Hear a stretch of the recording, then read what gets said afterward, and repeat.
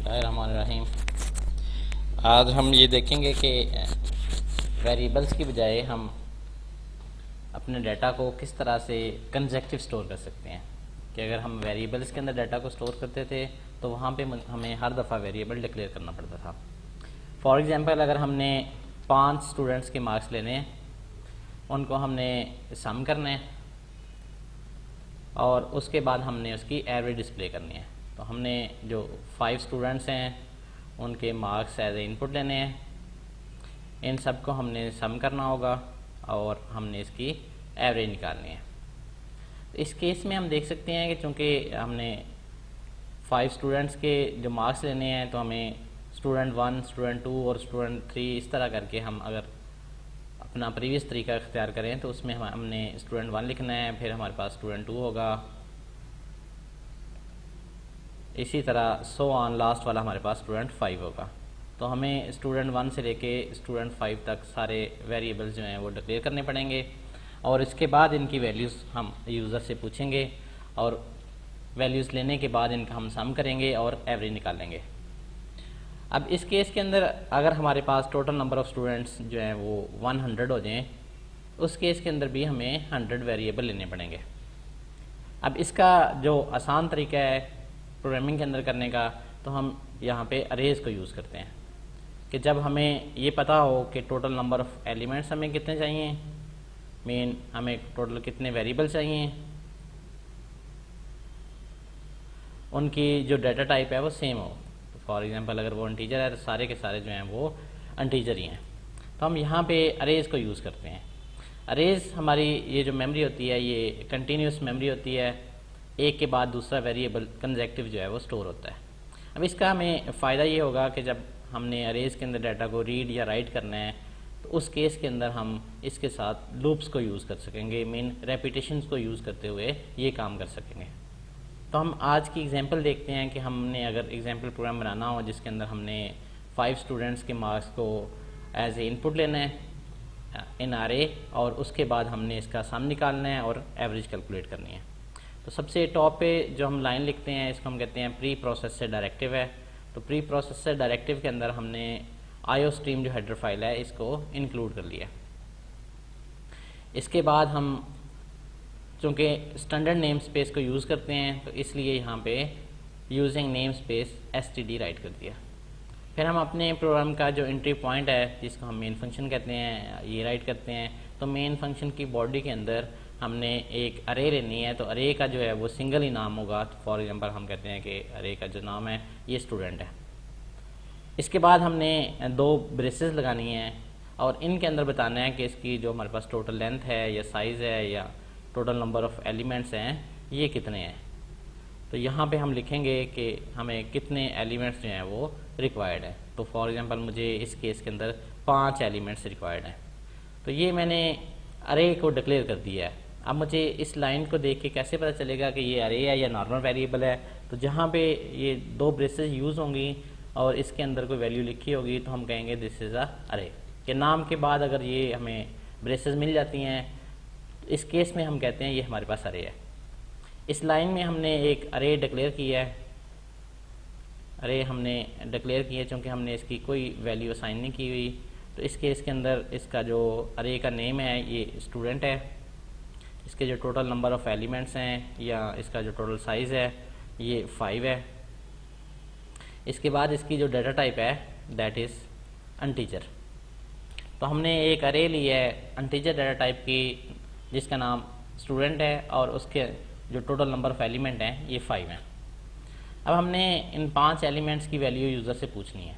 अच्छा, यहाँ पे हमें एक फंडामेंटल डिफरेंस ये देखना पड़ेगा कि जब हम अरे को डिक्लेयर करते हैं कि डिक्लेयर करने का हमें कैसे पता चलता है कि हमने डाटा टाइप लिखी, साथ हमने इसका नाम दिया और टोटल एलिमेंट बताए। तो यहाँ पे जो चीज़ यूज़ करते हैं इसको हम कहते हैं ये इसका जो टोटल साइज़ है, इसकी लेंथ है या टोटल नंबर ऑफ़ एलिमेंट्स हैं। लेकिन जब हम इसको यूज़ करेंगे फॉर एग्जांपल सी.इन के साथ मैं इसको यूज़ करूँगा तो सी.इन के साथ मैं सबसे पहले इसका जो अरे का नेम है वो लिखूँगा। तो अरे नेम इज़ अ स्टूडेंट। तो यहाँ पे जो चीज़ पास करूँगा इसको मैं कहूँगा this is called a index. तो 2 चीज़ों का आपको डिफरेंस पता होना चाहिए कि कब हम अरे के बताएंगे कि टोटल नंबर ऑफ़ एलिमेंट्स क्या हैं और कब हम कहेंगे कि इसका इंडेक्स क्या है। तो जहाँ पे डाटा टाइप के साथ हमने अरे को डिक्लेयर किया हो तो इस केस के अंदर हम कहेंगे इसके टोटल नंबर ऑफ़ एलिमेंट्स 5 हैं। जब मैंने इसको यूज़ करना है, अब मुझे 5 एलिमेंट्स मेमोरी के अंदर मिल गए हैं, इनको मैं यूज़ करना चाहता हूँ। तो जब मैं इसको यूज़ करूँगा तो चूँकि टोटल नंबर ऑफ़ एलिमेंट्स 5 हैं तो मैं फर्स्ट वाला एलिमेंट हमारा जो होगा उसको हम कहेंगे कि वो स्टूडेंट और वो इंडेक्स 0 के ऊपर पड़ा है। चूँकि कंप्यूटर साइंस में हम कहते हैं फर्स्ट नंबर इज़ 0। इसी तरह जो सेकंड एलिमेंट होगा वो कहाँ पे होगा, वो 1 लोकेशन के ऊपर होगा। थर्ड एलिमेंट हमारा जो स्टूडेंट हमने अरे डिक्लेयर की है इसके इंडेक्स 2 के ऊपर पड़ा होगा। और जो लास्ट वाला हमारे पास एलिमेंट होगा वो हमारा जितना भी साइज़ है उससे एक कम होगा। क्योंकि हमारे पास टोटल नंबर ऑफ़ एलिमेंट 5 हैं तो फर्स्ट एलिमेंट हमारे पास जो है वो इंडेक्स 0 पे है, सेकंड वाला इंडेक्स 1 पे है, थर्ड वाला इंडेक्स 2 पे है। इसी तरह हमारे पास जो फोर्थ होगा वो इंडेक्स 3 के ऊपर होगा, तो हम उसको भी राइट कर देते हैं कि वो इंडेक्स 3 के ऊपर है। और जो लास्ट वाला है ये इंडेक्स 4 के ऊपर पड़ा हुआ है। तो इस चीज़ का आपको पता होना चाहिए कि जब हम नाम के साथ सिर्फ ब्रेसेस के अंदर बताते हैं कि कोई नंबर बता देते हैं तो हम इसको कहते हैं दिस इज़ अ इंडेक्स। लेकिन जब हम अरे को डिक्लेयर करते हैं, यहाँ पे आप देख सकते हैं फर्स्ट लाइन के अंदर हमने ये किया है कि जहाँ पे हमने इसको डिक्लेयर किया है तो इस लाइन के अंदर हम इसको क्या रीड करेंगे, हम यहाँ पे इंडेक्स नहीं पढ़ेंगे बल्कि हम कहेंगे कि अरे की जो टोटल लेंथ है या साइज़ है ये कितना है। अब हम आते हैं कि अगर हम नॉर्मल वेरिएबल की वैल्यूज़ जिस तरह यूज़र से पूछते हैं इसी तरह यहाँ पे पूछेंगे। तो फर्स्ट पे यूज़र को एक मैसेज डिस्प्ले कराते हैं। तो डिस्प्ले करने के लिए हम कहेंगे कि क्या करो, एंटर करो मार्क्स ऑफ स्टूडेंट 1, जो स्टूडेंट 1 है उसके आप मार्क्स इंटर करें। तो हमें पता है कि ये मार्क्स हमने कहाँ पे स्टोर करने हैं, तो इन मार्क्स को स्टोर करने के लिए हमने कहा था कि इनको फर्स्ट वाले को इंडेक्स 0 के ऊपर हम स्टोर करेंगे। इसी तरह जो सेकंड हमारे पास है स्टूडेंट, उसके नंबर हमने पूछने हैं तो हम कहेंगे एंटर करो मार्क्स ऑफ सेकंड स्टूडेंट।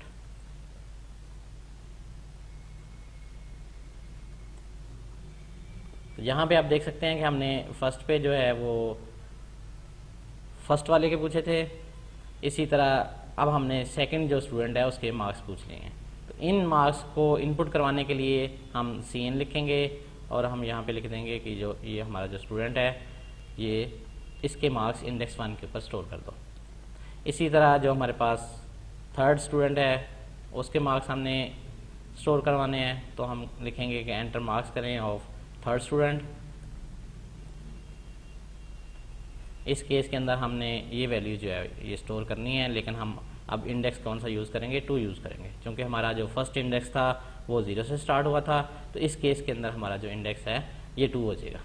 क्योंकि 0 जो है हम कहते हैं कि यहाँ से नंबर स्टार्ट होने हैं, ये फर्स्ट एलिमेंट है, फिर सेकंड एलिमेंट है, थर्ड एलिमेंट है, तो इंडेक्स की जो वैल्यू है ये 0 से स्टार्ट होगी और ये कहाँ तक जाएगी, जितना भी हमारे पास टोटल लेंथ या साइज़ है उसमें से एक कम तक जाएगी, क्योंकि हमने 0 को इंक्लूड कर लिया। अब इसी तरह हमने जो फोर्थ स्टूडेंट है उसके मार्क्स पूछने हैं, तो इस केस के अंदर मुझे यूज़र को एक मैसेज डिस्प्ले करना पड़ेगा कि एंटर करो मार्क्स ऑफ फोर्थ स्टूडेंट। अब इस केस में आप देख सकते हैं कि हमने जो अरे का नेम है हमारे पास वो सेम ही रह रहा है, लेकिन इसका जो इंडेक्स है ये चेंज होता जा रहा है। हम हर दफ़ा नए इंडेक्स के अंदर वैल्यूज़ को स्टोर कर रहे हैं। तो यहाँ पे मैं इसका इंडेक्स जो है, चूँकि मैंने कहा कि 4 स्टूडेंट के मार्क्स हैं, तो इसको इंडेक्स 3 के ऊपर हम स्टोर करेंगे। इसी तरह जो लास्ट वाला है हमने पूछना है कि जो एंटर करते हैं आप मार्क्स ऑफ 5th स्टूडेंट।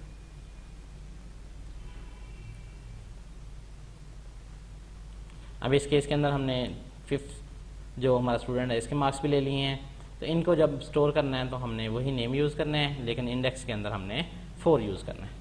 तो आप देख सकते हैं हमें कितनी आसानी हो गई है कि अगर हमने 100 एलिमेंट्स भी लेने होते तो जस्ट हमने यहाँ पे वैल्यू जो है वो चेंज करनी थी। इसका और भी एडवांटेज देखेंगे, जब हम लूप्स को पढ़ेंगे तो हम देख सकेंगे कि इसके ऊपर हम जो है वो अल्ट्रेशन कर सकते हैं। मीन हम एक लूप लिखेंगे, उसके अंदर बड़ी आसानी से इन वैल्यूज़ को इनपुट करवा लिया करेंगे, या जो भी हमने ऑपरेशन परफॉर्म करने होंगे बड़ी आसानी से कर सकेंगे। तो अब यहाँ तक हमने ये किया है कि 5 जो स्टूडेंट्स थे उनके मार्क्स हमने इंटर करवा लिए हैं। अब मैंने इनका सम लेना है, तो सम लेने के लिए मुझे एक और वेरिएबल लेना पड़ेगा। तो मैंने अनटीजर सम कह दिया इक्वल टू, अब मैंने चूँकि सारे नंबर्स को ऐड करना है तो हम ये कह देंगे स्टूडेंट जो है फर्स्ट इंडेक्स को ऐड कर दो।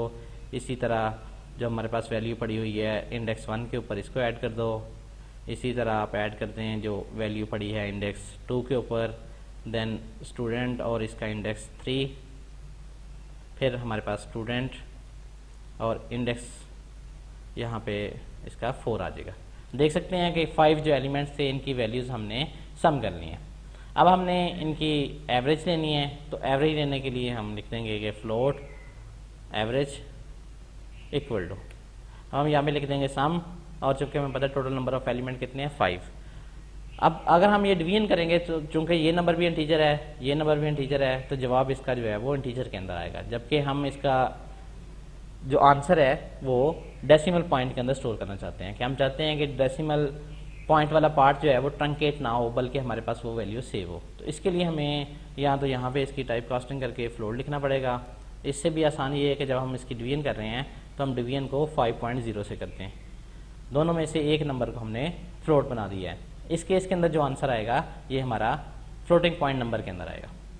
अब हमने इनको डिस्प्ले कराना है कि हमारे पास सम कितने हैं और एवरेज कितनी है, तो हम यहाँ पे यूज़र को एक मैसेज देते हैं कि सम ऑफ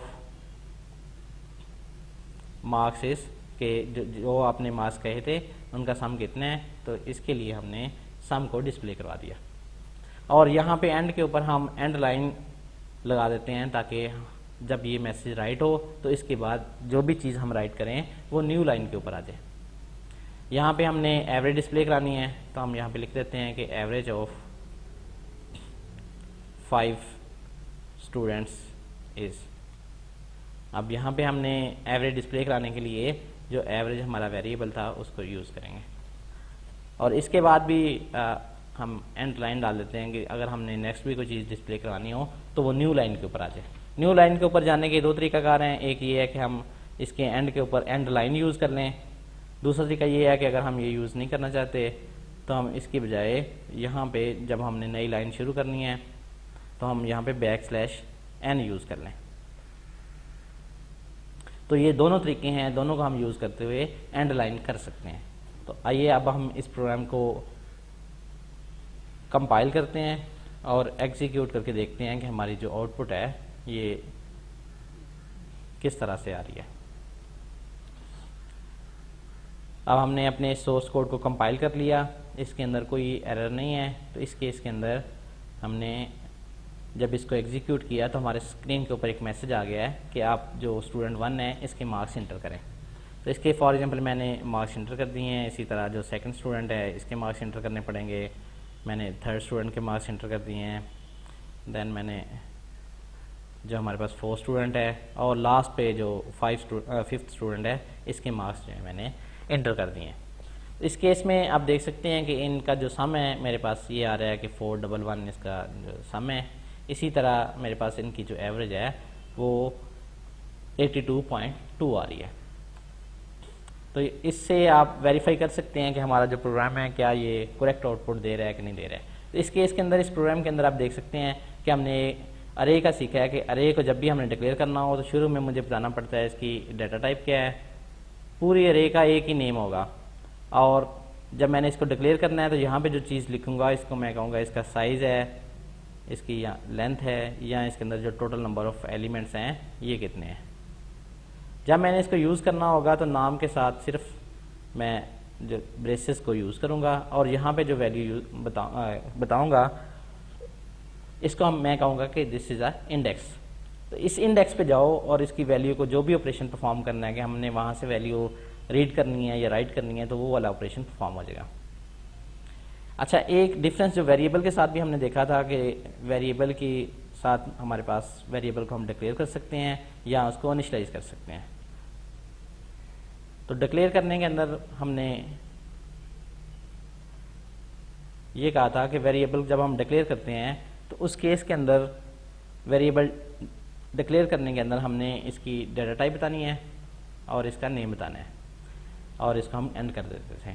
जबकि हमने ये कहा था कि इनिशियलाइजेशन के अंदर हमने ये करना है कि 3 चीज़ें बतानी है। हमने इसकी डाटा टाइप बतानी होती है, दैन हमने इसका नेम बताना होता है, और इसकी हमने वैल्यू बतानी होती है। इस केस के अंदर भी जब हमने अरेज को डिक्लेयर किया है तो यहाँ पे हम इसकी वैल्यूज़ भी असाइन कर सकते हैं कि मीन हम अरेज को इनिशलाइज भी कर सकते हैं। फॉर एग्जांपल अगर मैंने यूज़र से नंबर नहीं पूछने हैं, मैंने फिक्स नंबर यूज़ करने हैं, तो इस केस के अंदर ये वाले सारे जो यूज़र को मैं मैसेज दूंगा ये नहीं दूंगा। अब इस केस के अंदर अरे को इनिशलाइज करने का तरीकाकार क्या है, तो इस केस के अंदर चूँकि एलिमेंट्स जो हैं वो एक से ज़्यादा हैं तो मैं इक्वल टू का सिंबल डाल के 2 करली ब्रेसेस को यूज़ करूँगा। मैंने ओपनिंग और क्लोजिंग करली ब्रेस को यूज़ किया है। यहाँ पे मैं 5 वैल्यूज़ लिख दूँगा। अब इस लाइन के अंदर मैंने अरे को इनिशलाइज कर दिया है कि अरे को मैंने फर्स्ट पे बताया है कि डाटा टाइप इसकी क्या है, देन इसका नेम क्या है, इसके जो टोटल नंबर ऑफ एलिमेंट्स हैं वो कितने हैं, और यहाँ पे हर एलिमेंट की जो है वो मैं वैल्यू बता रहा हूँ। इस केस में आप देख सकते हैं कि हमारे पास जो डिफरेंस है जो वेरिएबल्स के अंदर डिक्लेयर करने का और इनिशलाइज करने का, सेम डिफरेंस हमारे पास है कि अरेज को हम इनिशलाइज भी कर सकते हैं और अरेज को हम सिंपली डिक्लेयर भी कर सकते हैं। तो यहाँ पे मैंने अरे को इनिशलाइज कर दिया। अब इस केस में यूज़र से कोई वैल्यू नहीं पूछी जाएगी बल्कि फ़िक्स वैल्यू जो है वो यूज़ की जाएगी।